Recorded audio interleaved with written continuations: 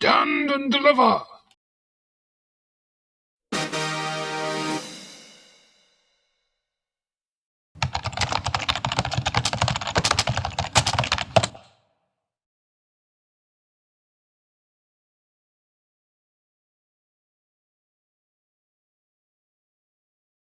Hello and welcome to another episode of Wharf Wide Web. We're still exploring the roads today, and as you might be able to guess, highwaymen are going to feature. In the 17th century, the Chester Road was used by the postboys taking mail on horseback to Warrington, then on to Manchester and the north. At this time, the road was still pretty much a wide dirt track that suffered from potholes and ruts. It was particularly the holes in the road that meant that heavy goods carts had magnificently broad wheels, as you can see here in this painting of the Ludgate parcel post.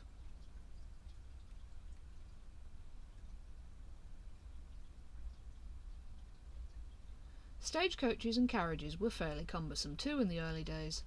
This postcard of the Bow Manor coach, dating from about 1740, shows how the suspension for passenger vehicles was still quite awkward, producing a rocking motion that could leave a passenger feeling rather seasick. Vehicles like this were ill-suited to speeds, even on the best of roads, so they were easy targets for highwaymen. In 1752, the Warrington stagecoach had got as far as Stretton when it was held up by a lone mounted highwayman, who waved a pair of pistols at the frightened passengers and took 25 shillings. Unfortunately for him, the locals of Stretton had a rather dim view of robbers, and he found himself being pursued by a gang of furious locals. Desperately trying to shake them off, he whipped his horse across the fields as he made for Frodsham, and rode straight into the boggy marshes by the Weaver, where the mare got stuck. Panicking, he abandoned his horse and all his belongings and legged it over the fields by moonlight. Despite the fact that his saddle had his name on it, he was never caught. Some highwaymen were quite posh. In 1761, a highwayman loitered around Higher Walton and robbed 3 shillings off a tallow chandler heading home from Warrington late one night.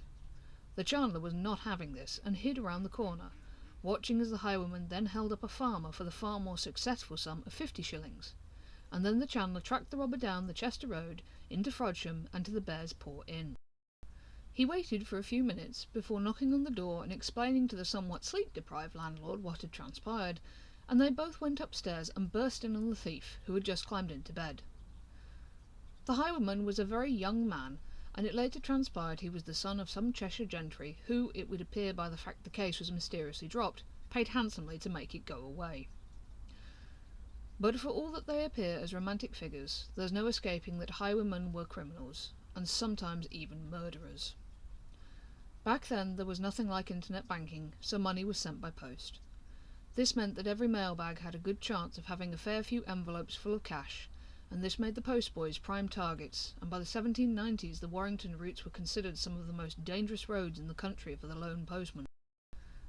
In 1791, 24-year-old James Hogarth kissed his pregnant wife goodbye and set off for work. He was a single rider, and his job was to take the postbag from the Warrington office and, as soon as his colleague from Liverpool arrived, take a bag from him too and ride with all haste to Manchester. It was a little past 5 in the morning when he spurred his horse on, but he was ambushed as he crossed the Padgate Brook. Tied up, beaten, stabbed, and dumped in the brook, his wandering horse was found just an hour later, and a manhunt commenced. The post office offered a reward worth some £30,000 in today's money for any information on the thieving murderers, and witnesses started to come forward, describing 2 men with bulging pockets galloping away from the scene of the crime. Eventually, a man named Edward Miles was caught trying to pass off some of the money stolen from Hogarth's saddlebags, and he was arrested and hanged for the crime of highway robbery. His body was coated in tar to keep it nominally fresh, and it was brought back to the scene of crime and gibbeted, hung up for all to see in these very irons.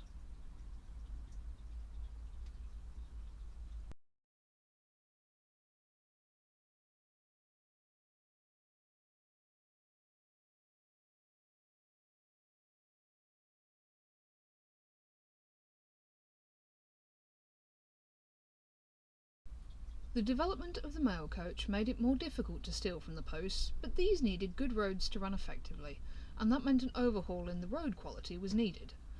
The 18th century saw a boom in roads being adopted by turnpike companies, which basically meant that anyone who wanted to travel on that particular road had to pay a toll to do so. Our road was quite late to the party, only being turnpiked in 1786. That's not to say that it wasn't already a very busy road. The Bridgewater Canal had arrived in 1771 and immediately put a packet boat station here. Passengers realised that not only did the boats have more legroom, it was also impossible for a boat to be attacked by a highwayman, and so thousands of people swapped transport here.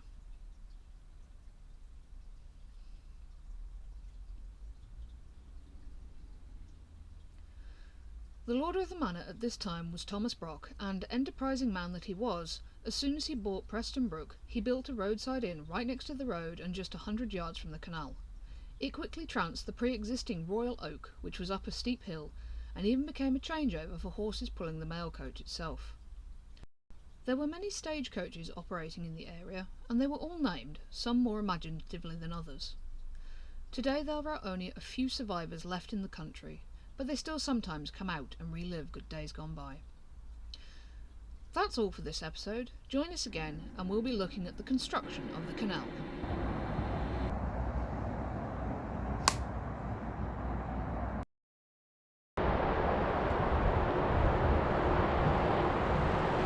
Not great.